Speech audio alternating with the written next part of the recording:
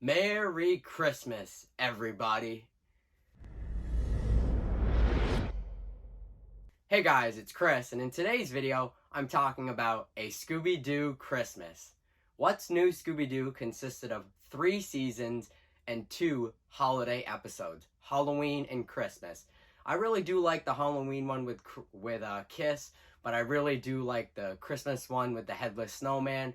And it's just a really good episode. I grew up watching What's New Scooby Doo, and when I did a poll about it and it won the poll that you guys wanted me to talk about A Scooby Doo Christmas, I was so happy because I loved watching What's New Scooby Doo growing up as a kid in the 2000s. So I was like, I'm definitely going to talk about it. Today's video is sponsored by Raise Energy by Rep Sports. Use my coupon code, you'll get 15% off on all items on the website. Their website will be in the description. Let's get into it. 4 kids are playing in the snow when Tommy is dared to pull the carrot out of the headless snowman. You know, the kids are just running around in the forest, and Tommy and his friends come across the headless snowman, and one of the kids is like, hey, go pull up his carrot. So he climbs up the headless snowman, and he grabs his carrot, and he falls, and then the headless snowman comes alive and scares him, and he grabs his head, and he throws it. Title card, A Scooby Doo Christmas.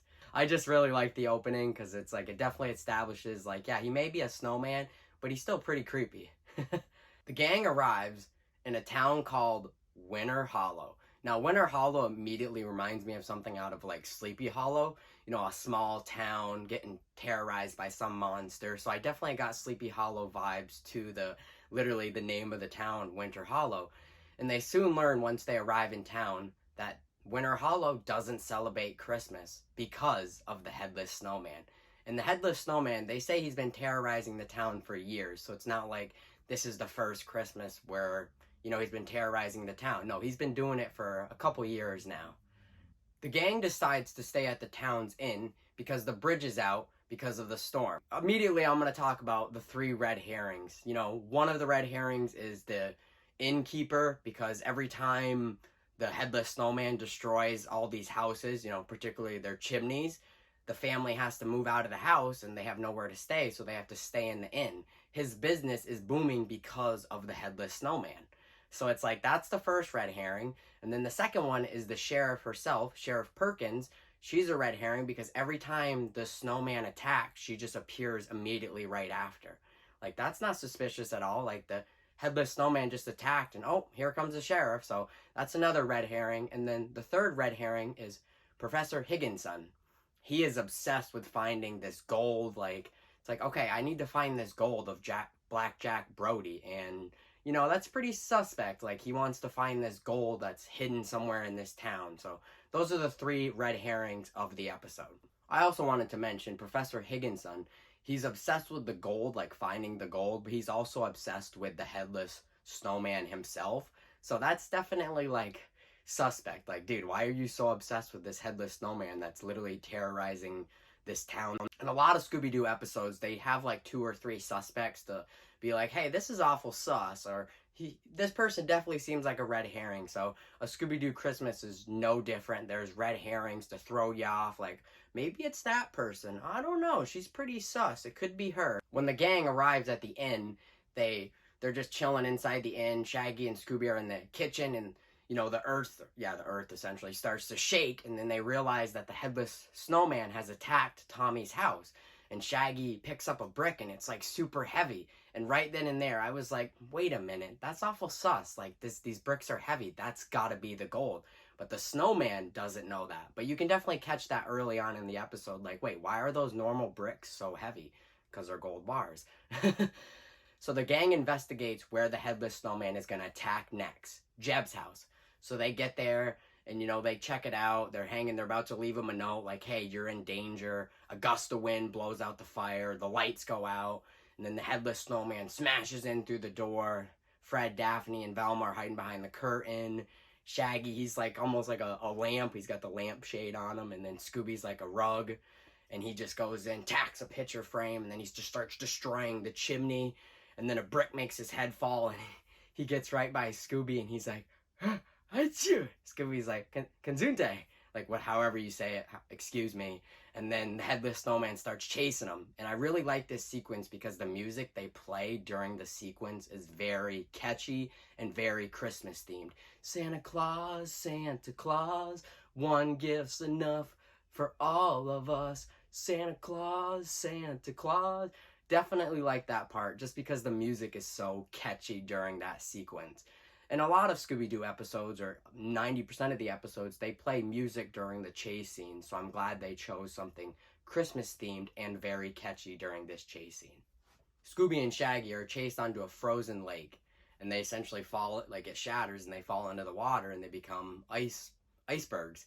And if this wasn't Scooby-Doo, they definitely would have got hypothermia and they would have had a fatal death. You know, it's Scooby-Doo, Shaggy and Scooby don't die, but it just reminded me, hey, they froze to death inside a lake and turned into icebergs, and essentially happened to Blackjack Brody. He literally froze to death because of the blizzard, and he froze inside a snowman.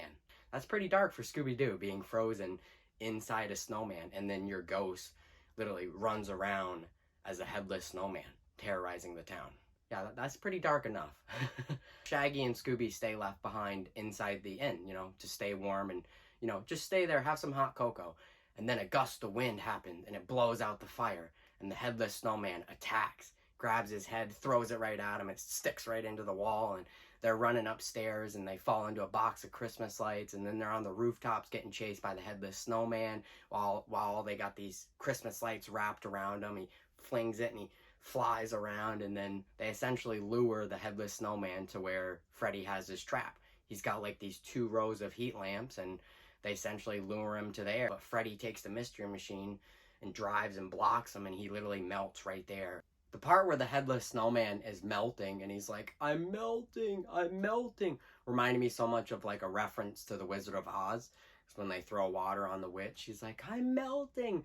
So that definitely was a reference to the Wizard of Oz. The gang learns that the culprit is Professor Higginson. Blackjack Brody robbed him, and he hid the gold inside one of the chimneys. He was just trying to get his gold back that rightfully belonged to his grandfather, his family. All he found in all these chimneys were bricks. And then Velma realizes something. She's like, wait a minute, gold bricks. So her and the townspeople go to Tommy's house and rubs one of the bricks, and it's gold bricks. The first house he attacked in the beginning of the episode was actually where the bricks were. That's why I said earlier in the episode that when Shaggy picks one up, it's like super heavy, and you realize, wait a minute, that's because it's a gold brick. That's why that brick was super heavy, because it was a gold bar. And the town, and Tommy particularly, forgives him. Like, yeah, he did some bad things, but he can still be forgiven. And I really think that's an uplifting message and an uplifting episode. And Professor Higginson declares and greets everyone, Merry Christmas, everybody. And he essentially gives all the gold bricks to everybody. Scooby lights up a Christmas tree, and then a shooting star comes, boom. Like I said, even if you do bad things, you can still be forgiven.